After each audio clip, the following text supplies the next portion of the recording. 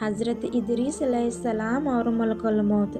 ایک دفعہ ملکل موت نے اللہ تبارک و تعالیٰ سے حضرت ادریس علیہ السلام کو سلام کرنے اور ان سے ملاقات کرنے کی اجازت مانگی۔ جب ملکل موت حضرت ادریس علیہ السلام کے پاس آئے اور کہا، میں چاہتا ہوں کہ آپ کے ساتھ رہوں، تو حضرت ادریس علیہ السلام نے منظور فرمایا اور وہ ایک دوسرے کے رفیق ہو گئے اور وہ مدتوں تک ساتھ رہے۔ آپ علیہ السلام دن کو روزے رکھتے، جبکہ رات کے وقت حضرت ادریس علیہ السلام کے پاس من و سلوہ پہنچ جاتا جس سے وہ افطار فرماتے۔ وہ ملکل موت کو بھی کھانے میں شریک ہونے کی دعوت دیتے، مگر وہ کہتے تھے کہ مجھ کو ضرورت نہیں ہے اور نماز میں مشغول رہتے۔ حضرت ادریس علیہ السلام تھک کر سو جاتے تھے، لیکن ملکل موت کو نہ سستی لاحق ہوتی نہ وہ سوتے تھے۔ اسی طرح چند روز گزرے، یہاں تک کہ ایک روز وہ انگور کے ایک باغ اور بھیڑیوں کے ایک گل کے پاس سے گزرے۔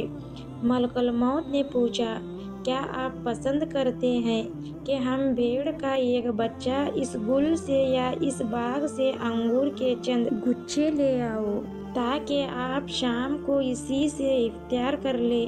حضرت ادریس علیہ السلام نے کہا، سبحان اللہ، میں تم کو اپنے مال سے کھانے کی دعوت دیتا ہوں تو تم انکار کر دیتے ہو، اور مجھ کو دوسروں کا مال بغیر اجازت کھانے کی دعوت دیتے ہو۔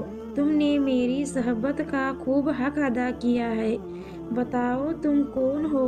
کہا کہ میں ملکل موت ہوں۔ تو حضرت ادریس علیہ السلام نے کہا، تم سے میری ایک حاجت ہے۔ انہوں نے پوچھا، کیا؟ کہا، چاہتا ہوں کہ مجھ کو آسمان پر لے چلو۔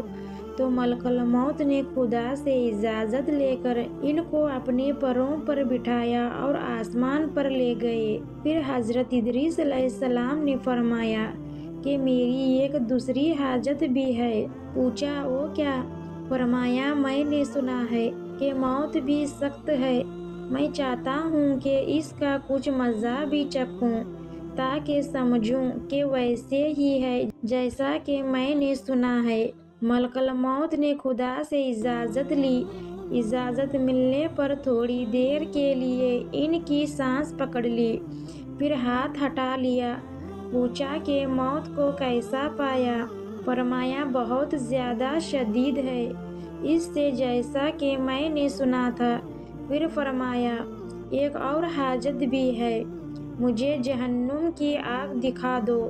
ملکل موت نے خادم جہنم کو حکم دیا کہ جہنم کے دروازے کو کھول دے۔